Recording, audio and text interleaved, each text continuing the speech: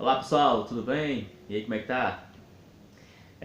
Enfim, chegamos ao segundo turno, né? Interessante. A gente já sabia o que ia acontecer. Desde lá do primeiro turno, com aquela popularidade inesperada de Bolsonaro e mais os demais brigando, né, com ele, temos um cenário agora de segundo turno, né? Depois que as pessoas, ou as que escaparam depois de brigar, né? Porque o pessoal briga aqui pelo Bolsonaro, o pessoal briga aqui pelo Haddad. Então, os que conseguirem escapar nesse segundo turno das eleições e estiver vivo, a gente vai construir um Brasil, que eu ainda tô para entender, né? Minha esposa morrendo de rir, porque é verdade mesmo. O pessoal está exacerbando das polêmicas e da forma aguerrida que estão brigando com seus candidatos. Mas sendo engraçado, né? Com as atrapalhadas de Bolsonaro e das coisas que o PT fez, temos um problema sério. Nós temos um problema sério por quê? Porque nós estamos com um pequeno problema na nossa bolsa, no dólar e também dos investimentos lá fora. Ambos candidatos não passam confiança e isso acaba se tornando ruim. Ou eu vi um fake news que eu li todinho, porque quando começou depois que passou o resultado da primeira eleição, né, que foi pro segundo turno, aí colocaram lá a Bolsonaro, segundo turno, aí a bolsa sobe, o dólar cai. Na verdade, isso foi mais voltado para o mercado externo do que interno. E quando o nosso dólar ele acaba se evadindo, né, saindo mais do que entrando, o Banco Central intervém colocando mais dólar dentro do Brasil. Porque não é interessante que o nosso dólar ele nem seja tão muito caro, mas também não seja tão próximo ao valor do dólar. Que até dessa forma fica difícil de sermos competitivos com o mundo. Você tem produtos brasileiros produzidos, mas você vai vender lá fora a dólar. Você tem China e tem Estados Unidos. Se o produto brasileiro for vendido igual os dois grandes gigantes, então provavelmente poucos comprarão o produto brasileiro, já que praticamente está quase o mesmo valor dos dois maiores gigantes. Mas não foi EP, é economia, que eu quero que vocês vejam, vou falar sobre economia, né? A manchete dele fala: bolsa cai quase 1% e dólar sobe com o exterior negativo. Não é interessante, mas eu falei que o dólar tem essa subida e a bolsa, né, ficando desvalorizada. Ela teve essa semana esse alto e baixo, o mercado interno e externo deu uma louca e isso não é interessante, né? A bolsa brasileira fechou na quinta-feira, 11, hoje é feriado, com a queda de 0,90%, 82.921 pontos, bem distante na máxima de 66 mil pontos, né, que ela vinha batendo esse acumulando, né?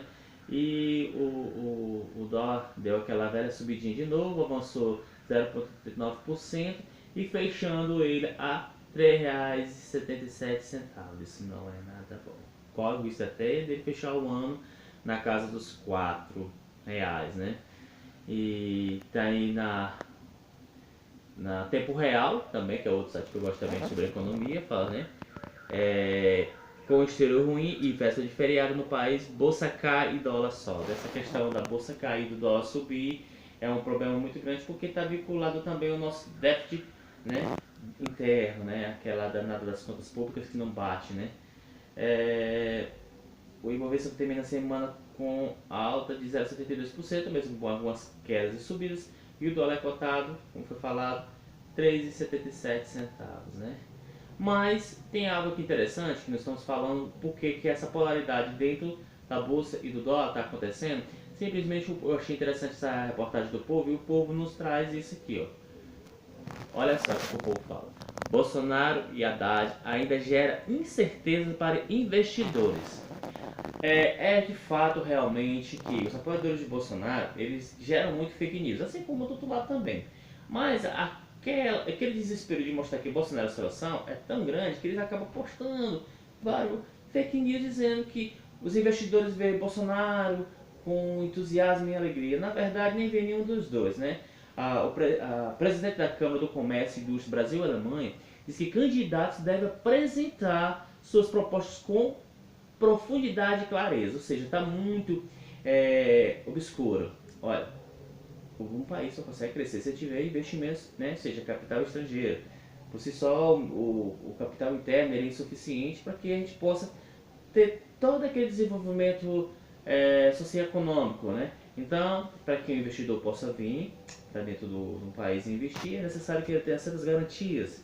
garantias nas quais elas são fundamentadas dentro da questão ordem da política. Se a política está bagunçada, investidor nenhum quer arriscar seu dinheiro aqui dentro, né? E o que acontece? Muitos desses investidores, tanto interno, né, quanto externo, eles esperam que tenha uma mudança, algumas reformas. E por fato de Bolsonaro ser muito conservador, ele fala um discurso de meio termo de liberalismo, mas na verdade toda a ala dele é conservadora e isso gera uma desconfiança gigantesca. E assim como nas políticas de Haddad e do PT, baseada em 2002, também gera uma desconfiança muito grande, né? E como a própria reportagem aqui embaixo já disse, que tem um texto aqui falando que eu achei muito interessante, ele disse que os empresários esperam que as propostas de cada um sejam apresentadas com mais profundidade e clareza, que permitiria aos eleitores fazer suas escolhas bem informado, as escolhas bem informadas, bem em ênfase aqui. É necessário que as propostas sejam apresentadas de forma mais objetivas e concreta nesse período, entre 2 turnos, para que se possa compreender as intenções de cada um dos candidatos. A parte mais embaixo aqui, o Wolfram acredita que o Brasil está muito polarizado. Por isso, este resultado do primeiro turno não se pode ainda declarar vitória nem dos lados. No segundo turno, então, será a eleição da menor rejeição. Ambos têm realmente um índice de rejeição muito grande, né? Agora vamos lá como é que funciona esse índice de rejeição de Bolsonaro e de Haddad.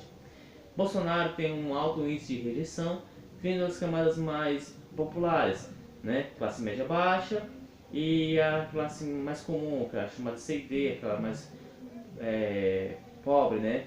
E também tem aqueles partidários do lado do PT.